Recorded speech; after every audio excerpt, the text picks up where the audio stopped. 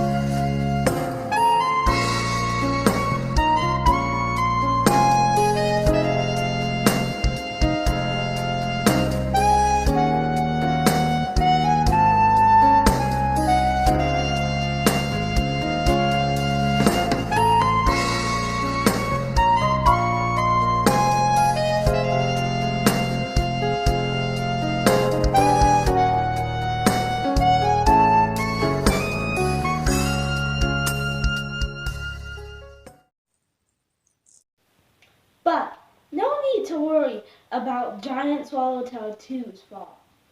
Just like with Painted Lady 2, giant swallowtail2 managed to climb up the net and dry her wings. The emergence of giant swallowtail2 happened while we were away from home, so I was not there to help. But it's a great thing that giant swallowtail2 herself managed to climb the side of the net. If giant swallowtail2 is not able to climb, her wings probably will look somewhat like the wings of red-spotted purple one. But since she climbed, she has absolutely huge wings. Female giant swallowtails are larger, so giant swallowtail2 is definitely a female. She is just huge. Giant swallowtail1 was big, but giant swallowtail2 is much bigger. So here's a collage I made showing giant swallowtail1, the male, compared to giant swallowtail2, the female. And you can tell that giant swallowtail2 is the larger one. You can see giant swallowtail1, the male, he is close to the size of my hand, but he's not the exact same size as my hand. Giant swallowtail2 comes very, very close to being the exact same size as my hand. And so she is much larger than the male who hatched out before her. So we look forward to releasing her at the same park that we released the male, Lilburn Park. Who knows, maybe he's still out there, maybe they'll find each other, and who knows, maybe there'll be more giant swallowtails. I mean, that's probably unlikely, but a lot of things that we don't expect could happen. So yeah. But this is just a collage showing the size difference between both butterflies. So yeah, here is our huge, healthy giant swallowtail2.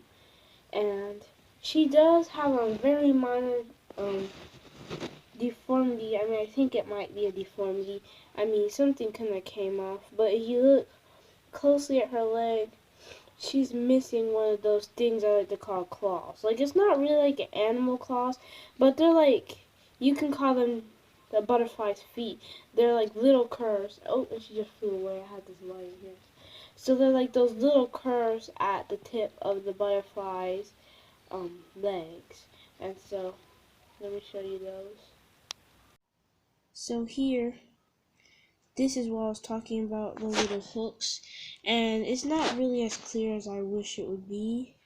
But you can tell that there are two little hooks on the tip of the butterfly's leg. See those? So they're really tiny things that both butterflies and moths have.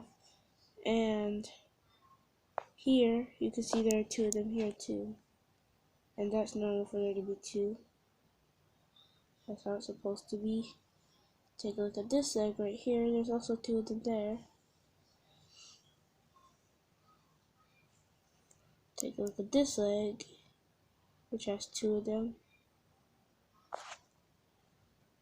Let me get the focus. It's trying to look at the background. There we go.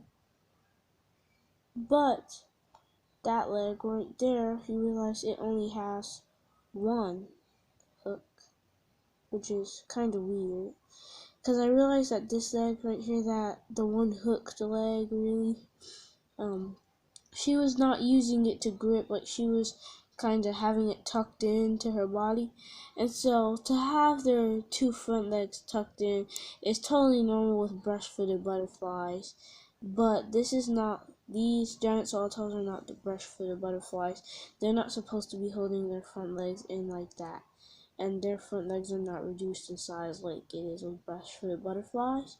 So when I see them doing that, it's kind of weird because they're not supposed to be doing that.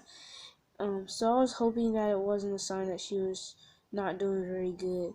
But then when I realized that there's only one hook, I was like, oh, no wonder she wasn't using it. And so that's just what I wanted to show you. And I think it's a minor deformity. Maybe that's the reason why she fell out her chrysalis, because she wasn't able to grip very good. I don't know. But yeah, very minor deformity. I mean, it doesn't hinder her living or anything. It doesn't mean that she'll die. And so there's her proboscis right there. If you want to take a look at some other parts of the body of this butterfly right here, you can see her proboscis. See how sensitive she is. I mean, I'm just moving my thumb while holding her, and she kept flapping her wings. You can see her eyes.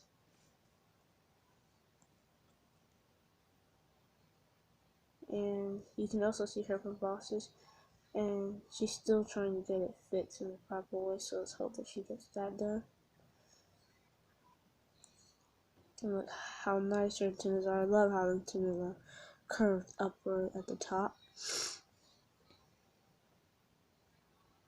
You can take a look at her abdomen and stuff. So yeah, she is a very beautiful butterfly. And so I'm excited to release her at Lilburn Park, where we released the male. And so this is the last of the 12 chrysalis set. Goodbye everyone, and thanks for watching. Please don't forget to like and subscribe.